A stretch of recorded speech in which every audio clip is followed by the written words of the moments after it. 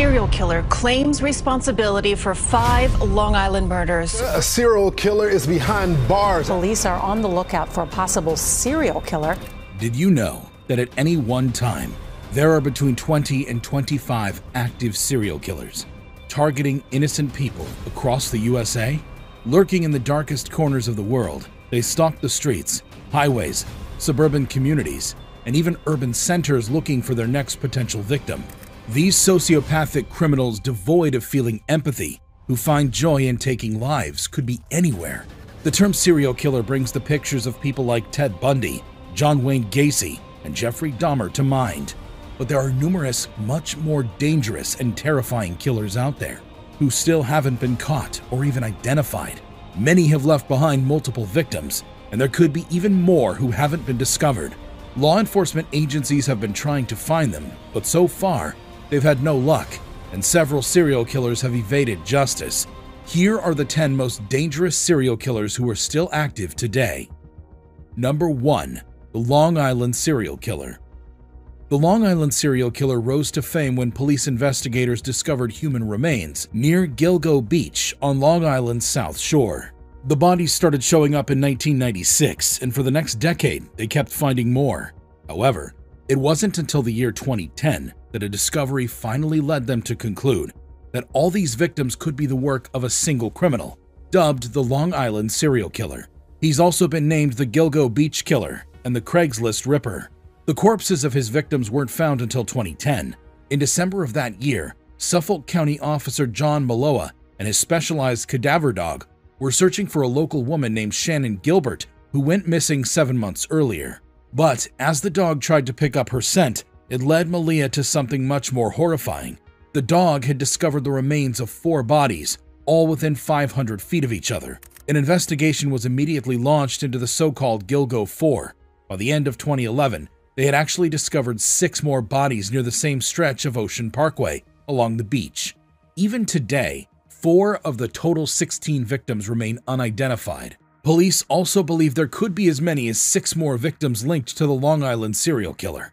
Despite rigorous investigation and countless leads, the case repeatedly ends up going cold. The Suffolk County Police sometimes release new evidence, hoping to identify more victims, but this incredibly smart criminal has managed to stay unidentified for more than 2 decades. The discovery made by Officer Malia and his dog during a remote search of the area began a lengthy investigation into almost 20 years' worth of deaths by an unidentified suspect. Today, it is believed that all of his victims were women, except for one. The first 4 bodies found belonged to Megan Waterman, who was 22 years old, Maureen Brainerd Barnes, who was 25 years old, Melissa Bartholomew, who was 24, and Amber Lynn Costello, who was 27 at the time of her death. Investigators also found that the Gilgo 4 had multiple things in common. They had all been street workers who used Craigslist to advertise their services online before they disappeared. Each woman was found in an individual burlap sack. According to the autopsy results, they all died from strangulation. The next 4 victims discovered in March 2011 were not wrapped in burlaps, and only one of these 4 bodies was identified. It belonged to 20-year-old Jessica Taylor. Late into the investigation, Shannon Gilbert's body was also discovered in Oak Beach. Police also released the full audio of Shannon's call to 911 in May 2022 in hopes of getting any answers in the case. They're also offering a $50,000 reward for any information that may identify the Long Island serial killer, but so far, he's managed to escape law enforcement and could be targeting more people. Number 2. The I-70 Killer. The I-70 Killer is an unidentified American serial criminal. He's believed to have taken the lives of 6 store clerks in the Midwest during the spring of 1992. He's been named the I-70 Killer because the stores in which his victims worked were located just a few miles off of Interstate 70. The victims of this serial killer were mostly young, petite-looking brunette women. Although one victim was a man, many believe that the criminal expected a woman in the store since it had a woman's name. All the stores he attacked were specialty stores, and he only robbed them of small amounts of cash. Investigators also suspect that he was the perpetrator behind the shooting of 3 more clerks in Texas between 1993 and 1994. One of these clerks survived. The I-70 Killer is also allegedly the person who took the life of a store clerk in Terre Haute, Indiana, back in 2001. His spree began in April 1992 with the death of 26-year-old Payless Shoe Source manager Robin Fuldauer in Indianapolis. She was working alone in the store when he attacked her. The body was discovered in a storage room in the back of the store around 2 hours later. He stole less than $100 from the register. The next two victims were 23-year-old Patricia Smith and 32-year-old Patricia Magners. The two were working at the La Bride d'Elegance bridal shop in Wichita when he attacked them. This was the only case related to the I-70 killer involving multiple victims. Investigators think that he was under the impression that there was just one woman in the store. The other three victims were Nancy Kitzmiller, Sarah Blessing, and Michael McCown. No one knows who committed these horrendous crimes, but there was one clerk at a nearby grocery store who saw the suspect climbing a hill towards I-70 when Sarah Blessing was attacked. All the victims were conclusively linked when a St. Charles detective suspected a connection. All the crimes were committed using a .22 caliber firearm, and the perpetrator had a distinct type. They were all shot in the back of the head, and all the stores were robbed. The crimes occurred at slow times of the day, when stores were mostly deserted, and several of them were in strip malls near I-70. Witness descriptions did help police produce two composite sketches and a physical description. He's described as being a white man in his 20s or 30s.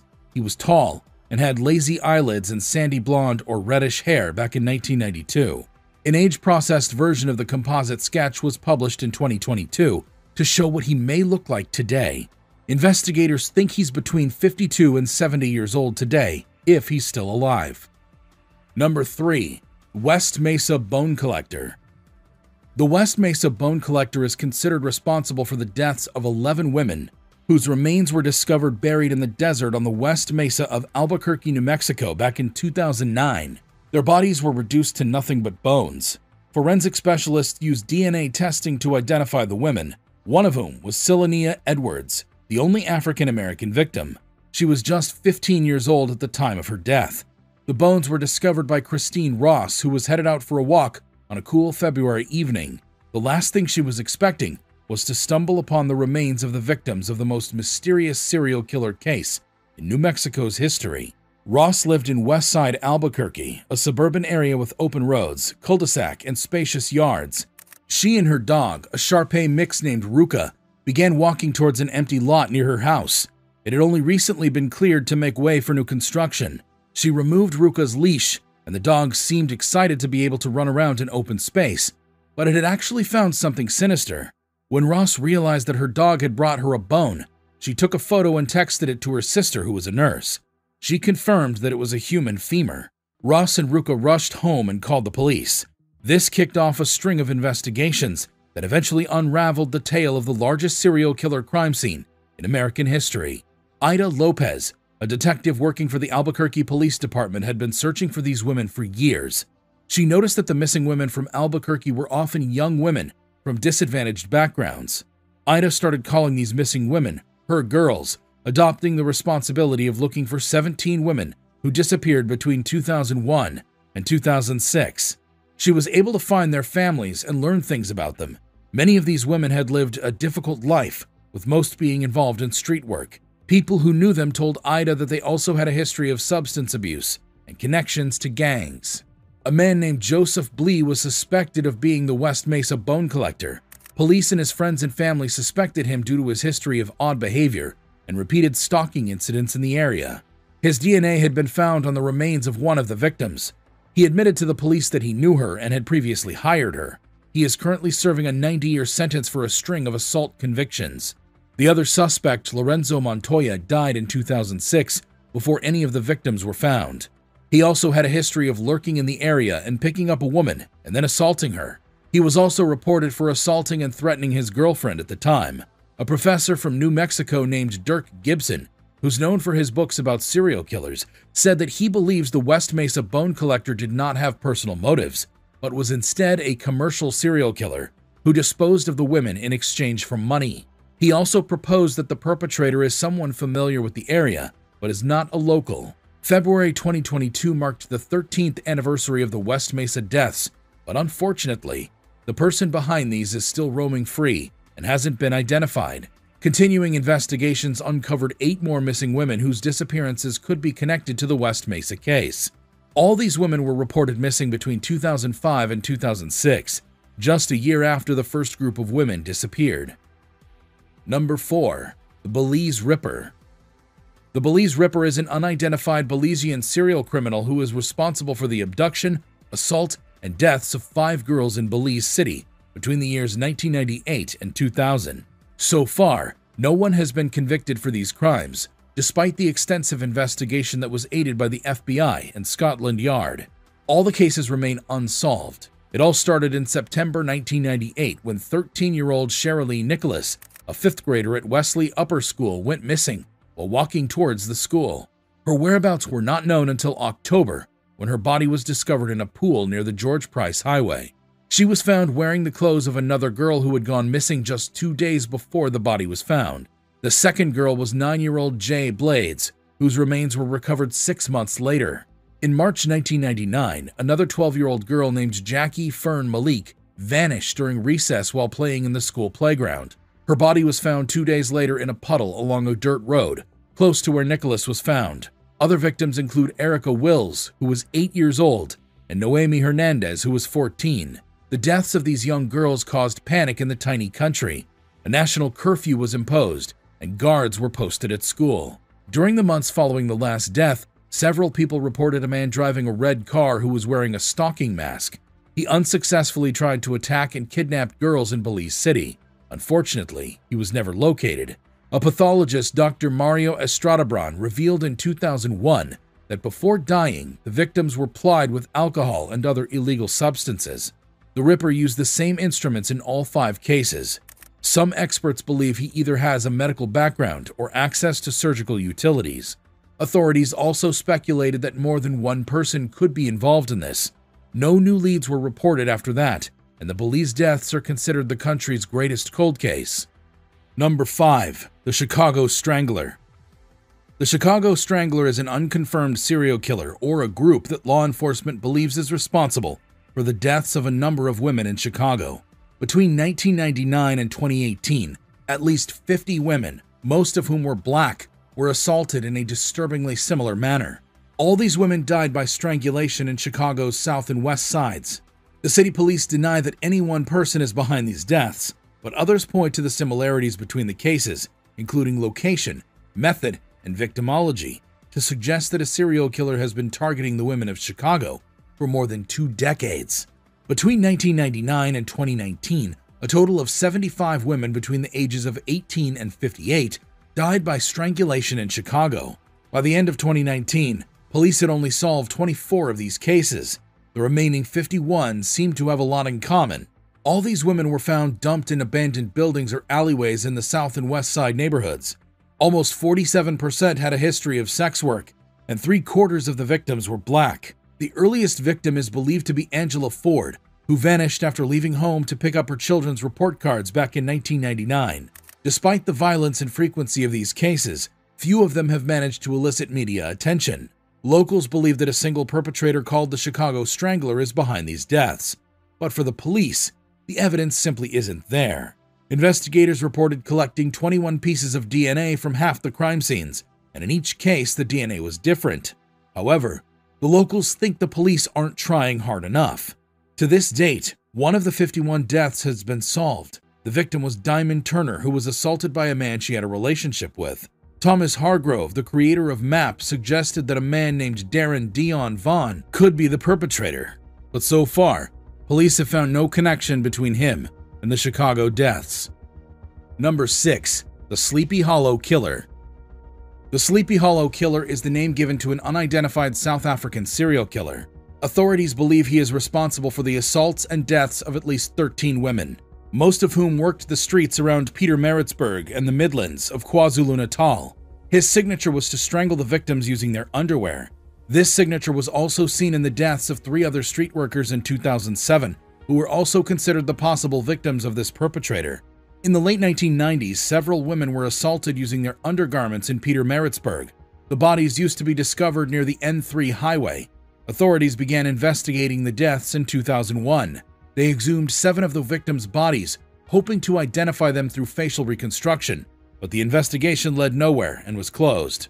Between February and October 2006, 3 black women were discovered next to the N3 highway.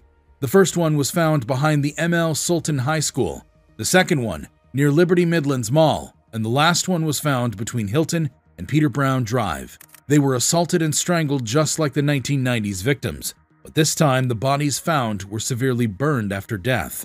A task force headed by Senior Superintendent Gops Govender was later formed to investigate the horrific crimes and examine all the circumstances, modus operandi, and material evidence. In January 2008, a 32-year-old man suspected of being the Sleepy Hollow serial killer was arrested in Empofameni. He allegedly took the life of a 30-year-old woman near Hawick. Her body was discovered by a passerby in the forest, but the authorities believe this case was not linked to the Sleepy Hollow serial killer, and he might be at large even today if he's alive. Number 7. Jeff Davis 8 Killer. The Jeff Davis 8, also known as Jennings 8, is a series of unsolved crimes that occurred in Jefferson Davis Parish, Louisiana.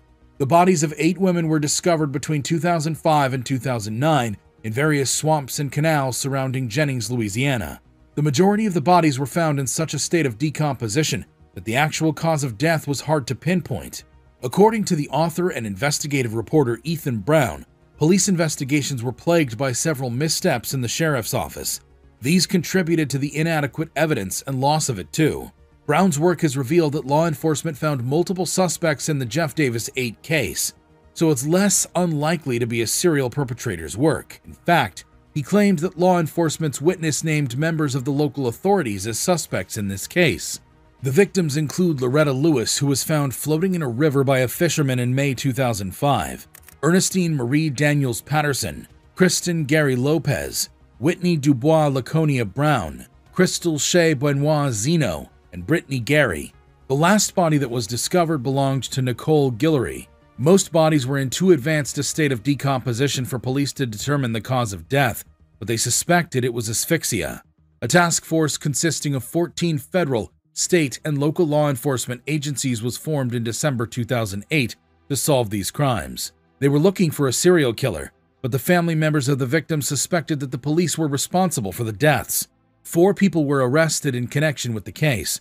2 of them were held on various charges for months, but were eventually released due to the evidence issues. All the victims belonged to South Jennings, the poor side of town, and knew each other. They were living in poverty and had criminal records. All 8 victims also snitched for local law enforcement about Jennings' illegal substance trade. Number 8. The Manchester Pusher. The Manchester Pusher is an alleged serial killer who people believe has shoved dozens of victims to watery deaths in Manchester. Since 2006, there have been more than 80 accidental deaths down Manchester's canals, and no suspect has even been apprehended. For more than a decade, there have been rumors of a serial killer who lurks down these canals, but authorities have failed to find any evidence of such a criminal. The story gained traction in 2015 when the Daily Star Sunday published a 2-page article on Manchester's killer canals. The article cited 61 deaths in the canalway that stretched for more than 10 miles through central Manchester. Since the year 2006, the number has drastically grown to 85, but the exact figure for more recent years is still unknown. The paper speculated the mysterious pusher was a serial slayer and suggested that it's extremely unlikely that such an alarming number of dead bodies is a result of accidents or people jumping in the canals. Several alleged victims have been identified since then. In 2011, the body of trainee sports teacher Nathan Tomlinson was found in River Irwell, almost 2 months after he went missing. According to his mother, he had regularly texted her the day he died, and his coat, wallet, phone, and passport were missing when his body was recovered. A year after that, 21-year-old student David Plunkett was also found dead in the Manchester Ship Canal after attending a music event in Trafford Park. The police, however, still think there's no evidence to support the serial killer theory. Evidence may be scanty, but countless deaths remain unaccounted for or have been dismissed as tragic accidents. One man claims to have escaped from one such canal attack. He anonymously told the news that a mystery man swung at him while he was cycling home along the Bridgewater Canal one evening in April 2018. He was luckily able to get out of the water alive. Several reports of alleged criminals pushing people into canals have also emerged in Yorkshire, Bristol, and London. The authorities may not agree, but people are quite convinced that a serial killer is lurking in the shadows and robbing the citizens of Manchester of their lives. Number 9. The Eastbound Strangler. The Eastbound Strangler is another unidentified American serial killer, believed to be responsible for the deaths of 4 women near Atlantic City, New Jersey in 2006. Law enforcement is offering a $25,000 reward for information regarding this criminal, but it has gone unclaimed. The 4 bodies of women identified as street workers were found in a drainage ditch in November 2006. It was filled with shallow water and was located behind the Golden Key Motel on the Black Horse Pike in Egg Harbor Township. All the bodies were placed face down in a row. They were facing east and were 60 feet apart from each other. All 4 victims were clothed, but their socks and shoes had been removed. According to reports, they had died due to strangulation. A 41-year-old repairman named Terry Olison was implicated by his girlfriend as the suspect behind these deaths. He was being allowed to stay for free at the motel. In exchange, he did repairs. Investigators found cameras set up in Olison's room. They also recovered inappropriate images of his girlfriend's teenage daughter from his things. But there have been no DNA matches to connect him with the crimes, so he was never named as a suspect. Eldred Raymond Burchell, who gave himself the nickname Riverman, was also suspected as he had confessed to taking the life of numerous people. However, he could also not be connected to the 4 bodies found in the ditch. The victims were Barbara V. Bridor, Molly Jean Diltz, Kim Raffo, and Tracy Ann Roberts. Over the years, the case has gone cold due to a lack of any new leads, and the perpetrator is probably still at large if he's alive. Number 10. Rainbow Maniac. The Rainbow Maniac is reportedly considered responsible for the Patrias Park deaths. The victims were 13 gay men whose lives were taken between February 2007 and August 2008. All the deaths occurred in Parque dos Patores in Carapicuíba, Brazil, and were perpetrated by an unidentified serial criminal who has been dubbed the Rainbow Maniac. The victims were gay men between 20 and 40. All of them were shot using a firearm except for one. According to reports by Brazilian media, the park is an area frequented by street workers and the LGBTQ community. The first victim died in July 2007, and the last one died in March 2009. Officials from the Sao Paulo State Public Safety Department also announced that the suspect could be a state police officer. Since 2008, tests have been underway to see if the same weapon was used in each incident. Police had started surveilling Patrias Park when the bodies began showing up. They were hoping that the culprit might strike again and will get caught this time, but it didn't help. After investigating further, they found that someone from the department could be helping the culprit. In December of that year, police arrested a retired state police sergeant named Jairo Francisco Franco based on witness statements. A witness claimed to have seen Franco target a black gay man that night. Another witness also told police that he often visited the park in search of gay men and victims. Franco had to be released in August 2011 after the trial, when he was declared not guilty by the jury. Since Franco's acquittal, the case has gone cold and law enforcement has no new leads regarding who the Rainbow Maniac is.